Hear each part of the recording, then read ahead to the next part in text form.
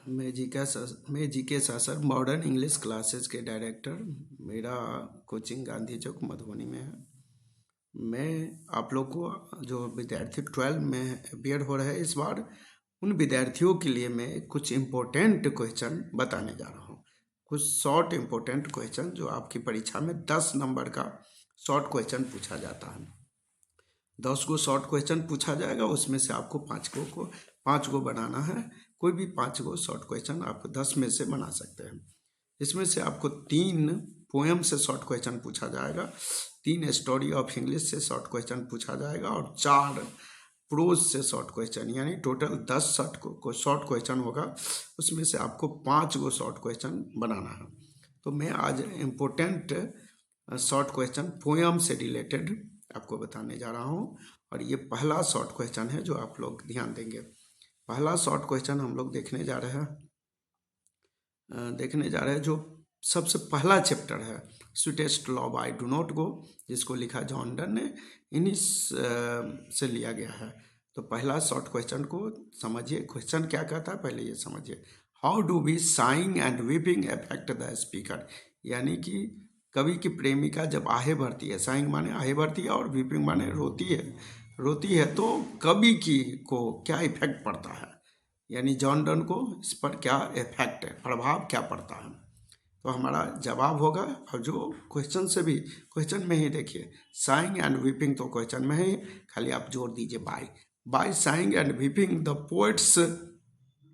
Poets beloved, यानी कवि की प्रेमिका, कवि की बिलव्ड माने प्रेमिका जब साइंग माने आहे भरती है और वीपिंग माने रोती है, तो कवि को वह वेस्टिंग करती है। यहाँ वेटिंग नहीं होगा, वेटिंग के जगह पर आप लोग लिखेंगे वेस्टिंग। कवि की प्रेमिका उसे वेस्टिंग करती है, यानी बर्बाद करती है,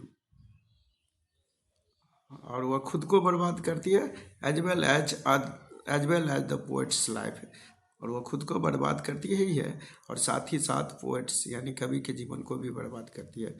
बिकॉज माने क्योंकि they are complementary to each other, क्योंकि वे लोग एक दूसरे से पूरक है। कंप्लीमेंट्री माने यहाँ पूरक हो गया, कंप्लीमेंट्री माने एक दूसरे के वह पूरक है। तो नेक्स्ट क्वेश्चन हम लोग देखते हैं। Next question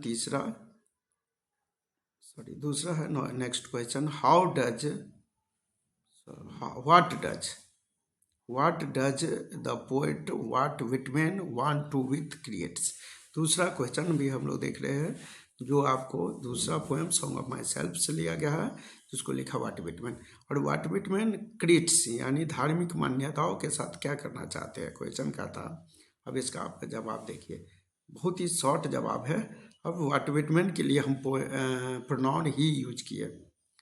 he does not want to give much importance to creates, यानी कि वाल्ट विटमैन क्रिएट्स माने धार्मिक मान्यता को वह ज़्यादा महत्व नहीं देना चाहते हैं। डिस्पाइट देयर वैल्यू, बल्कि इसके बावजूद धार्मिक मान्यता काफ़ी प्रचलित धार्मिक मान्यता है, उसके बाद भी कभी धर्म को ज़्यादा मान्यता नहीं देना चाहते। क्यों नहीं देना चाहते? क्योंकि he does not want their interruption between him and the nature, क्योंकि वाल्ट विटमैन ये नहीं चाहते हैं कि मेरे और नेचर के बीच ये जो धार्मिक मान्यता है ये रुकावट बने, इंटरप्शन बने, यानी कि रुकावट बने। इसीलिए कभी धर्म को ज़्यादा मान्यता नहीं देना चाहते हैं। नेक्स्ट वीडियो में शॉर्ट क्वेश्चन हम लोग देखने जा रहे हैं कि how do we complete our last journey to grave.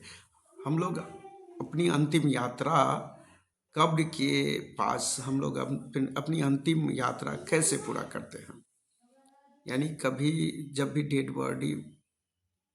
Body माने मनुष्य का जो डेड बॉडी, आंसर हम लोग देखते हैं कि मनुष्य मैन का जो डेड बॉडी है, after the death the dead body of man, यानी मैन की जो डेड बॉडी है, मनुष्य जब मर जाते हैं तो उसके डेड बॉडी को कैरी यानी उठा कर ले जाते हैं हम लोग ग्रेव में ले जाते हैं, और वो कॉफिन्स यानी लकड़ी के बंद बक्सा, कॉफिन्स माने लकड़ी के बंद बक्से में रखकर कब्र में उसे उठा कर ले जाते हैं।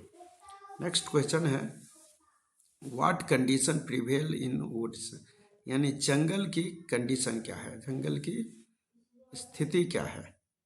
ये जो क्वेश्चन है ये आपको now the leaves are falling fast कविता से लिया गया है।